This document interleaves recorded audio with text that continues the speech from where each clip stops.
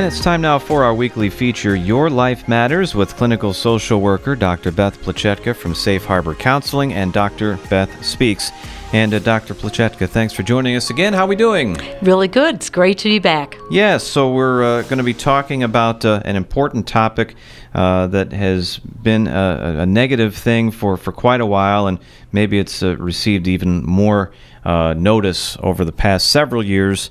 It's bullying, and with the social media explosion over the last decade or so, whether it's online bullying in person, all kinds of different topics here that we can dive into. So we'll just kind of let you maybe give our listeners a brief overview of the topic of bullying and how prevalent it is and how important it is that we address it. Absolutely, and thank you. October is Bullying Awareness Month, so I'm really thinking it's important that people realize what bullying is and is not. I often get calls because I am an expert on workplace bullying. I get calls about whether or not what people are experiencing is actually bullying. So I want you to know that bullying takes place everywhere. We do, of course, see it on the playground among kids. We see it in schools, hospitals, churches, neighborhoods, any workplace, any place where people gather. It happens to people of all ages. And really, there's three categories of people in the bullying scenario. One is the target, the person who's being bullied. The other is witnesses, people who know what's going on, not necessarily participating, but they're very aware. And the bully, who may have helpers. What I have found that it's up to 4 people who can be involved in the bullying scenarios. The interesting thing is targets are often people who just go on about their business and assume everyone else will do the same. They may have done something that made someone mad, but generally speaking, they are easygoing, kind people. Witnesses are those who are on the playground or at the water cooler and see what's going on, but again, don't participate. And the bully has some kind of power, influence. They might be athletic, charismatic, smart. Might be your boss. It might be your coworker. You always associate, or at least I do, when you think bully, you assume school. You know, kid on the playground, he's beating up the other kid, or he's verbally abusing him. You don't always associate it with adults and at the workplace, and it obviously is a big enough problem there where we need to focus on this. So in a situation, let's stay with work or with adults here. If you are a target, and the witnesses, it's up to them too to try to maybe say something and step in, but you might be hesitant to do that as well. But if you want to be aware of bullying and try to get it stopped, what are some of the things to look for and some of the things that we can do to try to address this problem?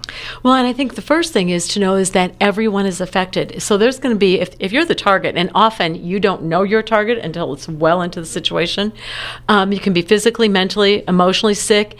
Your work or your school suffers. Your family can become unsettled because they watch you be so unsettled and upset, and you start acting different. The witnesses are affected because I've actually had witnesses say, I know what's happening, and I don't want it happening to me. I know he or she will come after me next. The other thing is bullies are affected too. They're learning and practicing relationships patterns that can prevent them from having real, solid relationships.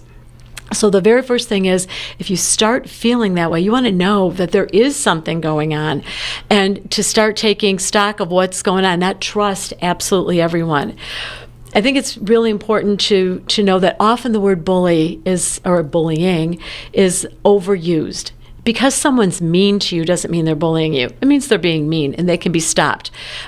But somebody who's doing bullying is really doing it like for a purpose, to make you feel miserable so that you will be under their control and do what they want. Yeah, especially in a work situation, if it's your boss that's bullying you, you really might feel like you have no options. You don't want to confront the boss because then you could lose your job or something bad like that, and it's a tough situation. So in our final minute or so, how would Safe Harbor Counseling be available to help in these bullying situations? Well, with Safe Harbor Counseling, I work with people who are not sure if they're being bullied or not, and because by the time they are recognizing it, they may have symptoms of depression, anxiety, they can't sleep, they can't eat. So working through those and developing strategies and communication styles that will help not so much confront the bully, but because, like you say, that's a difficult and dangerous possible thing to do, but also to get them sidetracked so that they choose to go another way. Also to rebuild their self-esteem, because our work is the way we interact in our environment. And if our work is threatened, we personally feel threatened. Last thing, if people do want to find out more, they can go to safeharboril.com. Also, Doctor, is there a phone number that folks can call if they want to go that route? Absolutely. The phone number is 630-466-8657. We also invite listeners, whether it's a topic about bullying or anything in general that you have a question about, you can submit your questions at safeharboril.com. Send along an email with WSPY in the subject line, and your question could be answered on a future show.